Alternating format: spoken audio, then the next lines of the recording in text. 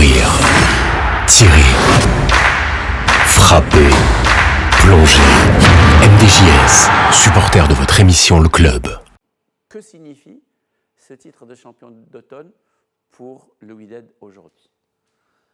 Moi, vous savez, le titre qui est important, c'est la fin de la saison. Non, mais est-ce que, autrement dit, est-ce que, voilà, la moitié du travail est faite? Est-ce que c'est un boulevard aujourd'hui pas un boulevard en tout cas, pour le Wydad? Est-ce que le Wydad aujourd'hui est le favori numéro 1 d'être sacré? Je crois que c'est toujours serré. Ouais.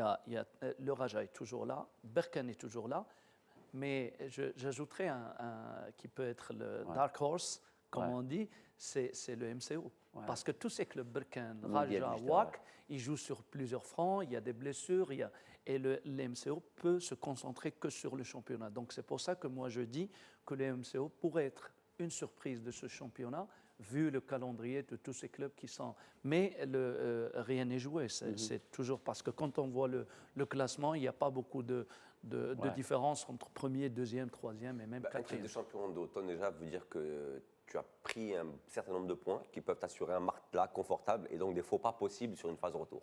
Et ça, c'est très important. Quand tu ric-rac, tu sais que tu n'as pas beaucoup de marge de manœuvre.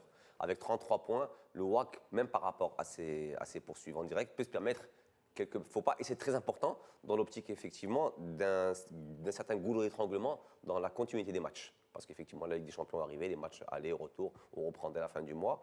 Donc, c'est ça un titre de champion. Après, je pense dans les têtes, c'est très important aussi. Même si on a quand même connu pas mal de titres de champions qui n'ont jamais réussi, d'équipes championnes d'automne qui n'ont jamais réussi à aller au bout. Et je pense à Jdida en particulier, qui à certains moments se faisait une spécialité justement de ce titre de champion d'automne. Maintenant, je pense que ce n'est que ça. C'est effectivement un matelas de sécurité qui permet des faux pas. Et dans les têtes, effectivement, de se dire que bon, voilà, on est toujours là. C'est un signal qu'on envoie aux autres. Mais aujourd'hui, effectivement, ce serait utopique de penser qu'il y a un champion autoproclamé ou même proclamé par les autres qui aurait un boulevard. Honnêtement, je pense qu'il n'y en a pas. Il y a 4 équipes, moi je pense que tu les as citées, WAC, Raja, Berkane et Oujda, effectivement, qui peuvent jouer certaines cartes pour 2 places pour la Ligue des Champions. Si on compare ce qui se passe dans la tête, même si c'est important, moi je crois que le vestiaire du WAC n'a pas il n'est pas en train de profiter de ce parce qu'il y a le doute.